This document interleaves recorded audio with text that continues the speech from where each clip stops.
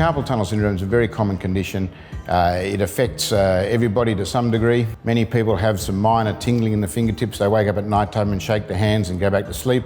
But once it starts occurring frequently, once they wake up more often than not, certainly if they don't immediately get the numbness to settle when they start moving their hands around, then the symptoms have progressed. So it's pins and needles and numbness in the tips of the fingers, which wakes you at night time, but can also occur during the day, particularly with activities such as driving, talking on your mobile phone, any time when you're holding your wrist in a slightly bent position or keeping it still.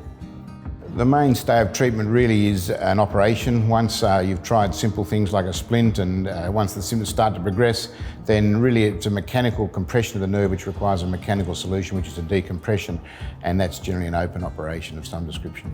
So the first thing is obviously a careful history and examination, an understanding of what's causing it and how it's progressing. And then the second thing would be a nerve conduction study, which we can organise for you with one of the neurologists.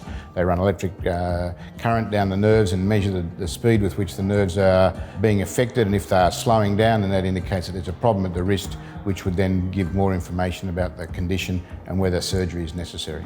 Fortunately, with carpal tunnel surgery, it's a very reliable procedure, and if the indications are correct, it generally does resolve the condition. The wound takes 2 weeks to heal, so during that period of time, you've got to be careful to keep it clean and dry.